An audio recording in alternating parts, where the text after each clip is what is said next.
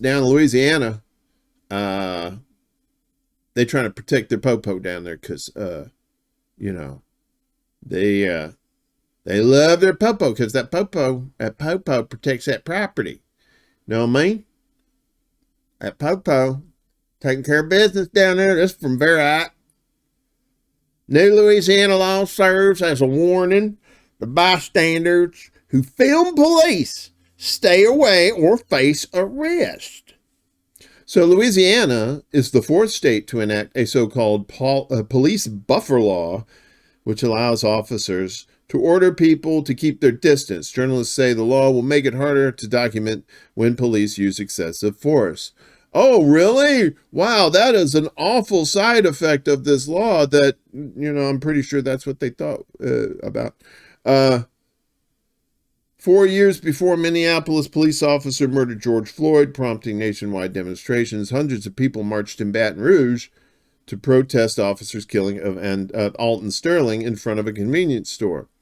Law enforcement responded in force. Officers armed with rifles, body armor, and gas masks pushed protesters back and forcibly arrested about 200 people. Some were injured. A group of 13 protesters and 2 journalists filed suit alleging their constitutional rights were violated when they were arrested. Eventually, the city agreed to pay them $1.17 million. Photographs and videos taken by protesters, witnesses, and journalists were critical in contradicting officers' claims that protesters were the aggressors, said William Most, an attorney for the plaintiffs. So yesterday, a Louisiana law is going into effect that will make it a misdemeanor for anyone, including journalists, to be within 25 feet of a law enforcement officer if the officer orders them back. The 2 independent journalists who sued, whose photos were used to support allegations against the police, said they wouldn't have been able to capture those images if the law had been on the books during the protests. Exactly. Why do you think they made the law? That's not like logic. It's like, gee, why would they make this law? It's like, cause you busted their shit. And they want you busting their shit, man. Stay back. It's all, it give you a little misdemeanor, and it's enough of a deterrence to where you can't get like quality. And then they pull that shit where they playing like the copyrighted music too, so you can't put it online. You get the copyright strikes. You know what I mean? Yeah. So that law went into effect yesterday, which was also the 300th day of the genocide in Palestine too. 300 days. Although it's been more than 300 days, but 300 days of this new kind of thing going on. Karen Savage was working for a news site focused on juvenile justice issues on the second day of the demonstrations in July 2016 when she photographed officers putting a black man in a chokehold as they detained him.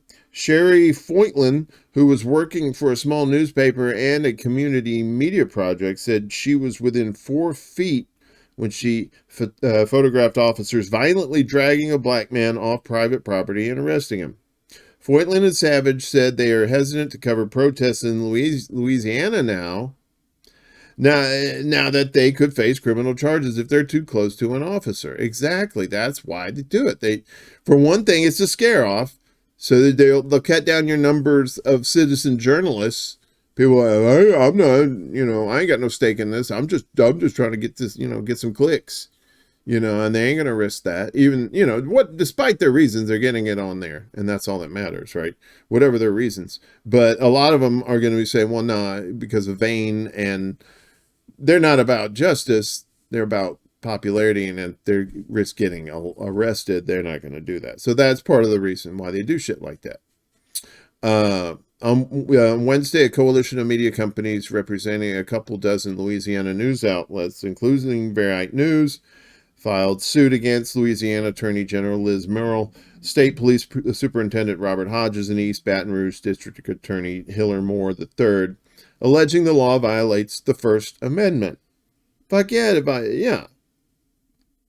Yeah, fuck yeah, it violates the First Amendment. Especially if they know you're obvious press or you're obviously not a threat, right?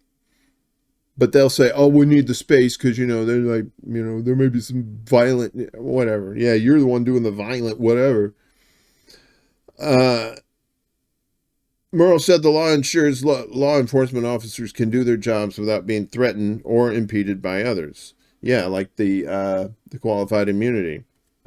It's just more qualified immunity instead of less, right? She said she looks forward to defending this reasonable response to documented interference with law enforcement. State Police spokesperson Captain Nick Manali declined to comment on the suit. A representative for Moore did not respond to a request for comment. So, yeah. And this is the kind of shit that happens. They sneak this shit by you. I mean, yes, there are legitimate things going on, but of course those legitimate things are distracting you from the stuff that's also getting on the state level. So we have to expand our awareness of shit.